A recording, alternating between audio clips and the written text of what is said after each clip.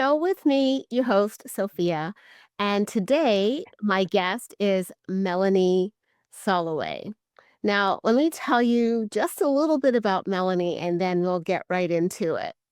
So, for over 30 years, Melanie has been deeply committed to personal transformation, conscious parenting, and helping others awaken their inner wisdom so they can lead with love, acceptance, and forgiveness. She believes faith is the antidote to fear and brings this truth into every space she holds. Melanie is a best-selling author of the book Wild Genius and has been featured on multiple podcasts, as well as television appearances, including the New York Stock Exchange, ABC 15, and Look Up TV in Kenya. Her work has earned her the Heart of Humanity Award, recognizing her impact in service, leadership, and transformation. She has also contributed to several books, including Live, Love, Prosper, A Daily Gift of Hope, and Good Mom Rules. She has helped hundreds of parents build deeper, more authentic connections with their children, including many high profile clients from the music and film industry. She is one of Lisa Nichols' elite coaches and a graduate of her certified transformational trainer program. Melanie also holds a neuro-transformational coaching certification through Elite Coaching, serves as the founder and director of Raising Enlightened Children, and has been a parent educator at the Summit Center. Welcome, Melanie. Wow. Thank you. I'm so happy to be here and to have this opportunity to reconnect with you and speak to your audience. And you know how much I adore you. And we've met through like some of these transformational spaces. So thank you for having me. You're so welcome. So, okay, so you guys, to be fair, Melanie's bio was longer, but I wanted her to be able to tell you a little bit about herself instead of me just reading all of it. So, why don't you tell us a little bit about what you did prior to where you are now, and then we'll get into where you are now. Sounds good. So, um, if it's okay with you, I'd like to just say, like, where have I been and where am I now? So, I actually was born and raised in South Africa during the heart of apartheid when the country was really segregated, by the law, where law segregated us, and had this incredible opportunity to move to America when I was, at the end of my second year of university. And that journey took me to going into law school in the United States, became a deputy district attorney in Los Angeles County, which is where I got some of my experience in juvenile. And so it really took me on this path of doing, understanding the Constitution and law. And then I became a parent, and that's what transitioned me over into the parent education space. And I did that for about 20 years. However, during that time, I went into a period of extreme darkness because I went through a divorce that was very, very toxic. My marriage was already toxic, which I stayed in probably too long of a period of time. But while I was in that marriage, I, was married to someone who was very, very wealthy. And I had like it looked from the outside like I was living this very privileged, amazing life, right? We had a home on the beach, 3 healthy children. We were able to travel all around the world. And I knew that there was something really missing in my life, which was part of was happiness and joy. And I had all these things that I thought were supposed to bring me happiness, right? Like having a law degree and being able to practice law, and then being a parent educator and being able to work with all of these parents and getting married and having children. Like that was supposed to be where, happiness, the carrot was at the end of each of these. When I acquired this, then that was going to that would be the destination that would guarantee me, right? So I know that you work with very what we call successful people, and from the outside sometimes we feel Like we look at somebody else and we go, oh, that's success. And it really made me think about, what does it mean to be successful and what do we need to be successful? Right, and sounds just in that little bit right there, it sounds like you put happiness on a layaway program. So it's like, I'll just keep paying on it, and maybe one day I'll actually have it. Yeah, and it's not to say that there weren't moments of happiness, I mean, it was wonderful having kids. I enjoyed raising my kids. There were moments, um, everything that led me to this point, there were definitely points of it, but I thought that there would be a point where I would be like, okay, this is it. I've arrived. Yeah. And I'm never gonna have, because life is a series of this, right? And so, but my life would, and I think a lot of us have, like, where we have, whether it's a death or a divorce or a major loss or the loss of a job, and we can get to the bottom of that valley, and it can feel so dark and so deep when we're in that space that we can sometimes feel, is there a way to come up and out of this tunnel? Out of this valley and through this tunnel? And is there even a light at the end of the tunnel? Um, and so I think that is the key to recognize that we get to be responsible for our own joy and our own happiness. Yes. And it was those journeys of travel that really made me aware of of what my responsibility is in this journey to have that. And that makes so much sense because I can't tell you how many times I've heard people say, "I'll be happy when." Right. So it's like, "I'll be happy when I lose that last 20 pounds. I'll be happy when I get the next promotion. I'll be happy when I get married." And missing the whole present moment because it's always "I'll be happy when." So not to say that there aren't happy moments in there, but Right. sometimes I think people miss the happy moments because, like you said, there's supposed to be this great ending, and this is what happiness looks like, when if you're in the moment and you're living moment by moment, then you see the happy, and you're able to feel the happy and really enjoy it because life is a journey, and there are so many dips, the valleys, the lows, the highs, and you get through all of it, which is amazing. And if anybody is in like the darkness in one of those valleys, you will get through it. It just doesn't seem like it right now because you're like you said, is there a light at the end of the tunnel? And generally, yes, there is, but we have to look for it and we have to be responsible to find it.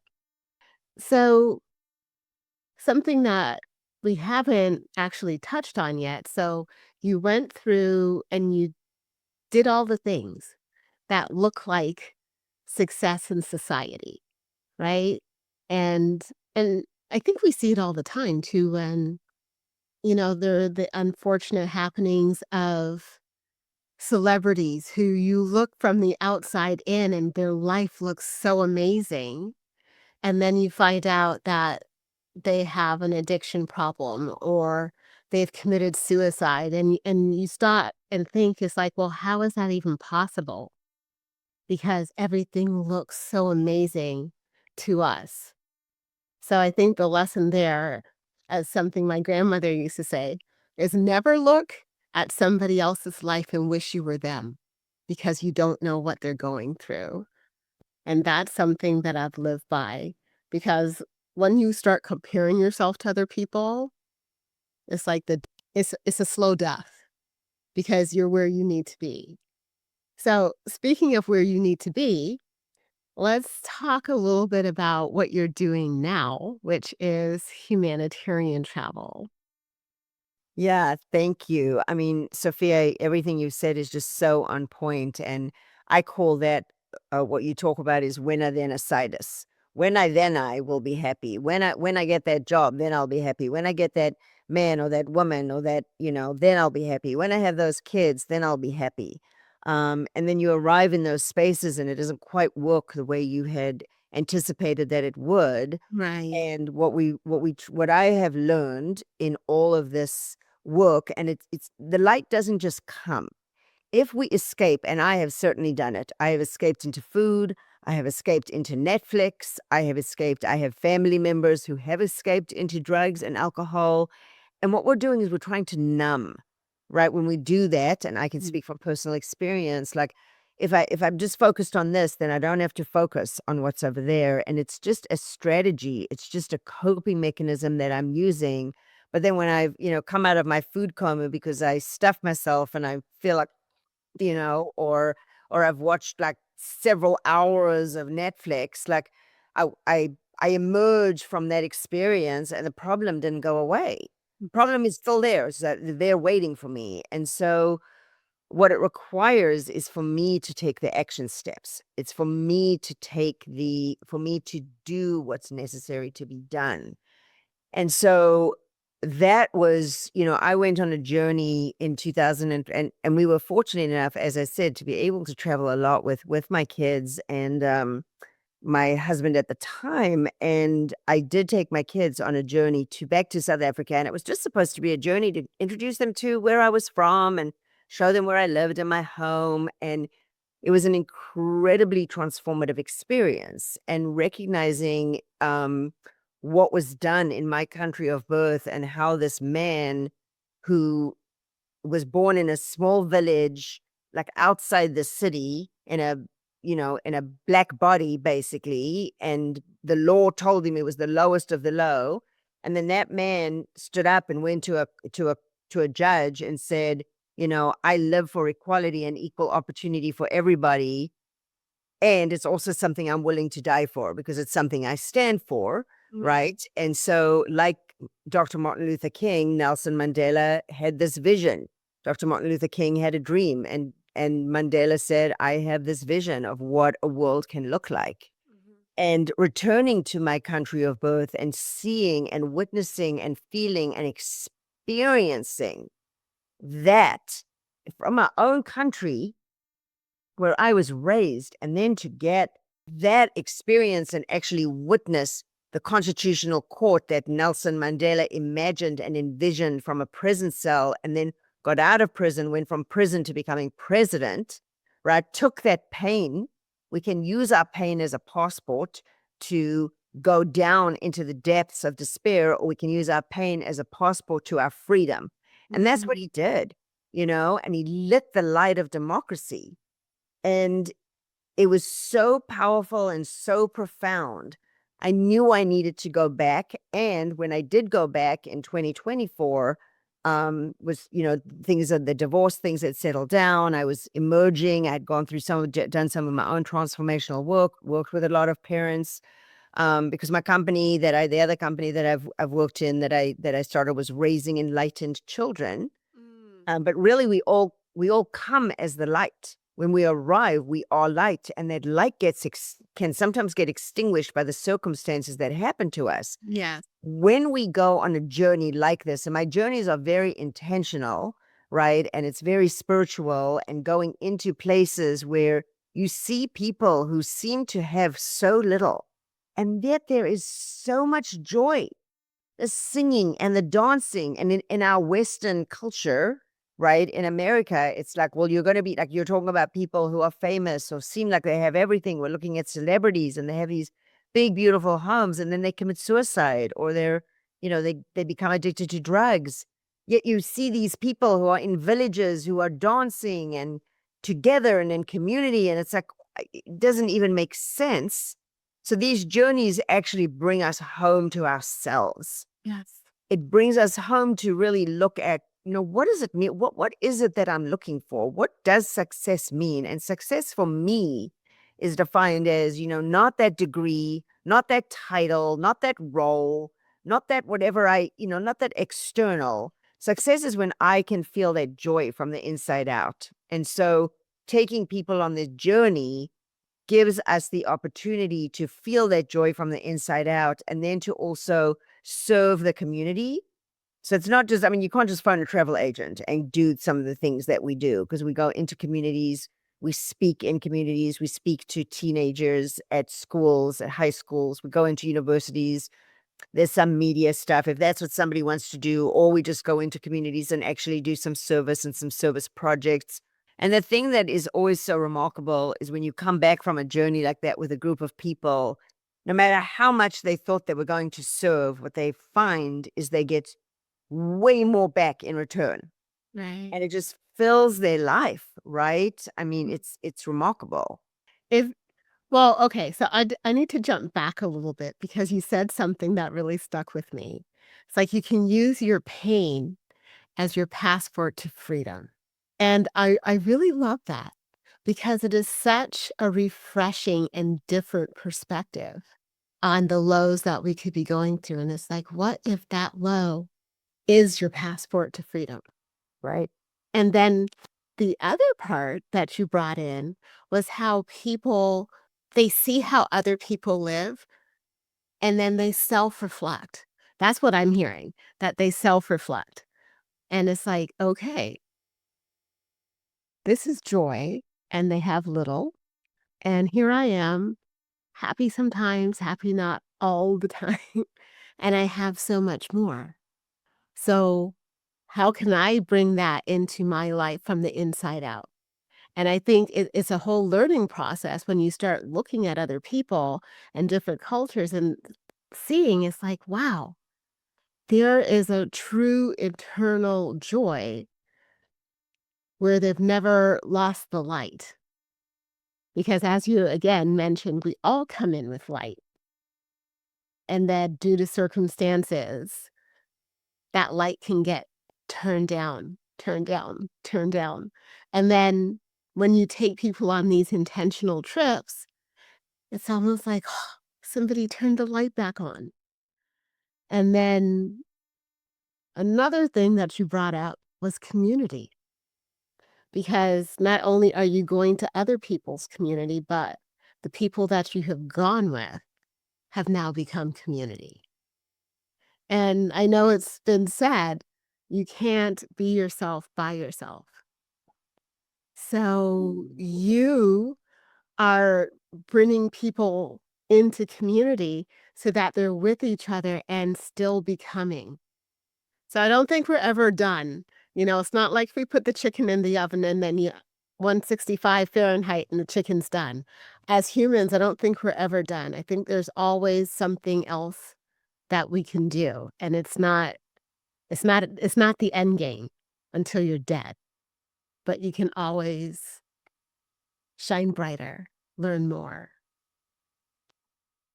Yeah, one of the things I heard you say is, and then what I heard you say is, and I wish I had a pen and paper so I could have written down. I hope I'm gonna say this, quote it accurately or paraphrase it accurately. What I heard you say is, and then you go and then like someone helps to turn up that light. Is that what you said? Like you go into, and actually, I think what it is and what it struck me when you said that is when we get into community, we get into tribe, right? Um, and I'm actually going to be starting a community that's called the Light Tribe, Okay. right? And which I'll tell you more about. And it'll be on my. I'll be having a Facebook page as well. I mean, a Facebook group for it as well. But the Light Tribe, when we come together in a tribe like that, and it's very like for me it feels very uh, close to home, right? Because that was sort of the community I come from, to see how tribes from tribal communities can work so beautifully together. When you go into a space like that, the light is there, and so what we need to do is just get close to that light, and it will, it's like if you take one candle and another candle and you put them together, Mhm. right? Either the candle that's lit, there's a candle that's out, or the candle that's lit. I don't think our lights ever go out as long as we're breathing out. Our light is in us. It can never go out, but it can be very, very, very dim. But if you put it next to this other candle, both of them get even brighter, Yeah. right? We take two flames together. And so that is what I'm talking about. It's our responsibility to make choices, to go into communities and um, do things where we find our tribe. So if service is something that somebody likes to do, or travel is something that somebody likes to do, or is important to us, but you do it together as a collective, it fuels that flame in such a powerful way. I mean, you and I know we've worked with a coach together who externally is very successful. I mean, she has a house on the beach, owns 2 homes, owns a airplane, but went through a period where she felt so she couldn't figure out what she wanted to do, and she couldn't find herself, and she was looking for something to hook into. And her coach at the time took her on a flight. She told us both, we were there together when she told the story, right? Said that she was going to Africa, and she decided to go on the trip, and it totally sparked something in her, probably because of the experience of the people that she was with, as well as the places that she went to and came back. And that fueled her whole existence into something completely different. And she really now she operates in gratitude and back to faith, right? To Mhm. trust that there is something bigger than us that's leading our way. And I call that God, God, that guides our destiny. And if we really tune in to what the signs are, we will step into the light. But we've got to take those action steps. We can take the action step to sit on the couch and watch TV for 10 hours, but it's not going to ignite the light. I'm taking an action step, I can take an action step to go to the fridge and just eat all day long, and get, um, you know, gain the weight rather than lose the weight that that's always been an issue for me. Food's always been a source of not always been an issue for me, but in the past it was something that I definitely used more as so I'm taking action, but what actions, like, do I want action steps that are going to fuel my light, or do I want action steps that are going to keep me in that dimness? Right, right. So I know you went to Kenya to one of your humanitarian trips, so maybe you can tell us a little bit about that. And I know you have one going back to your homeland. So if you can touch on that too, that'd be great. Yes.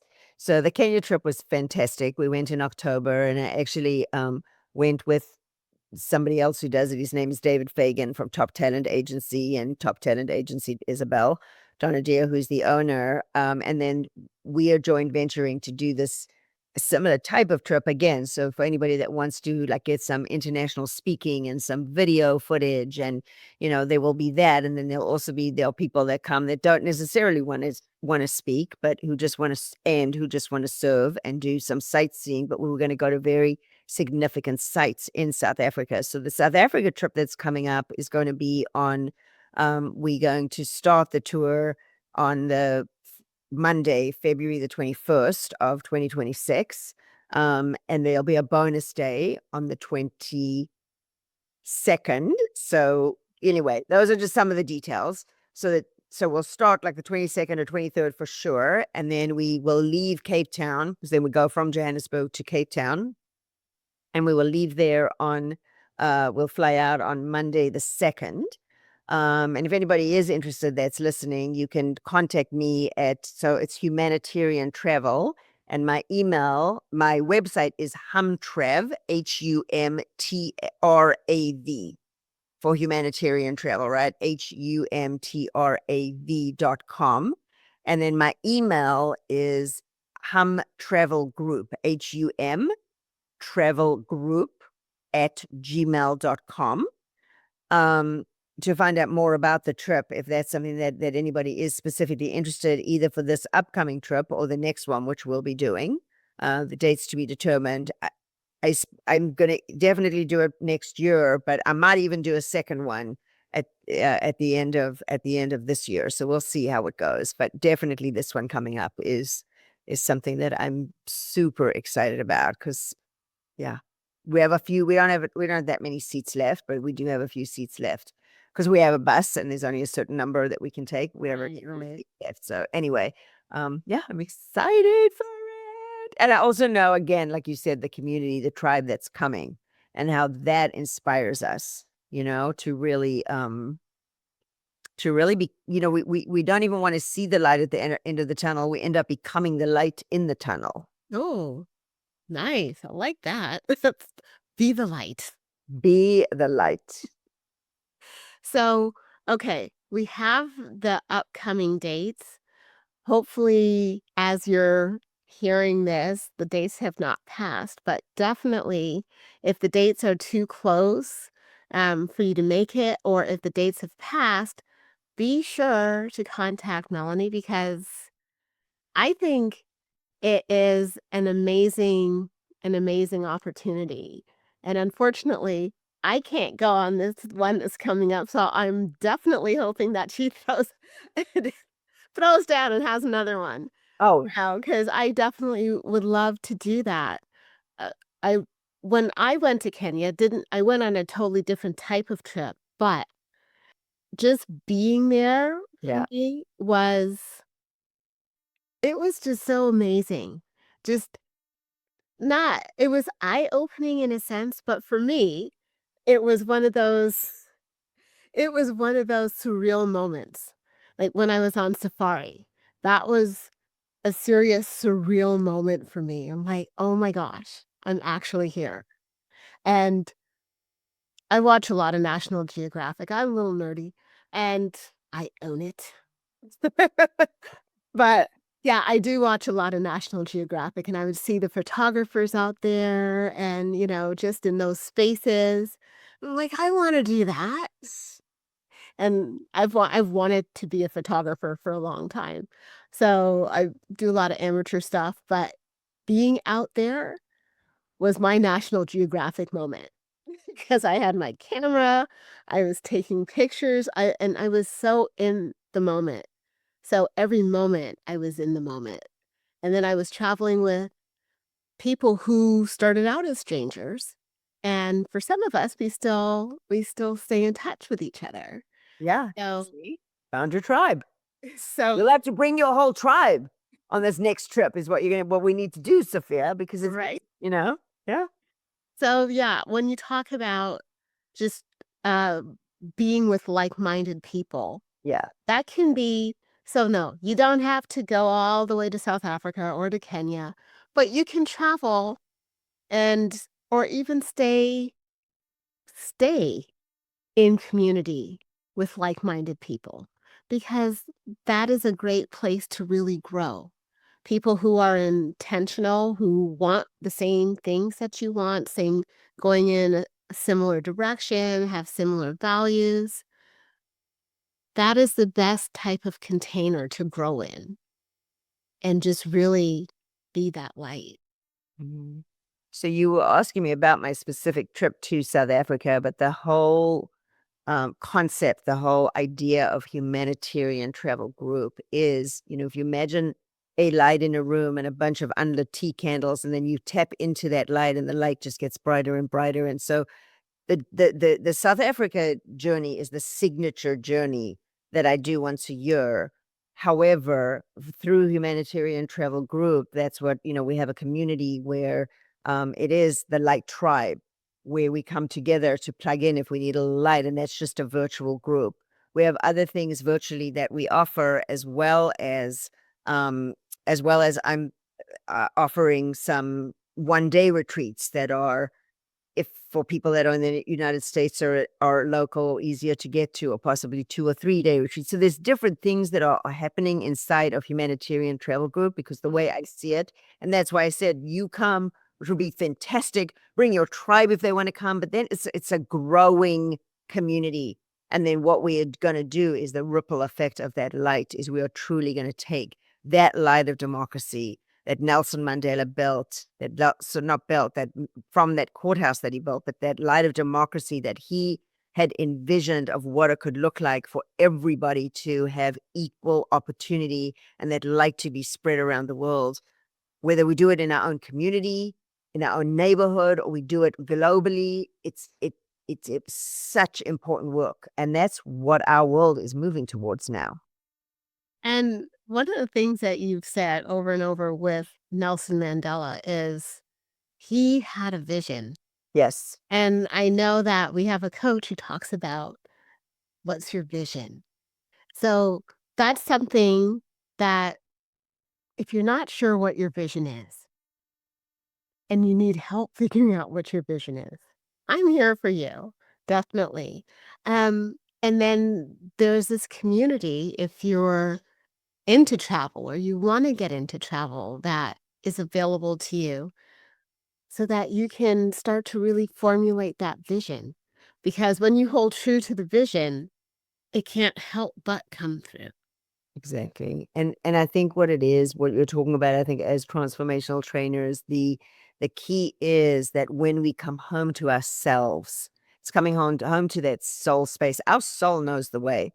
It's our state of unconditional love that we were born with, that comes from the source of unconditional light, SOUL, right? And so so this is part of what these journeys are. This isn't just like, oh, we're going on vacation and we're going to come home.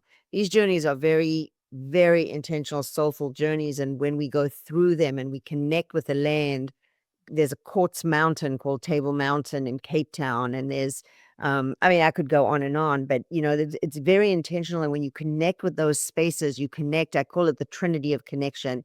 Connect to self, you connect to source, you connect to other, and when all three of those are connected, it's like a light bulb. It's like when you plug something in and the wires all connect, like, oh, and it comes on.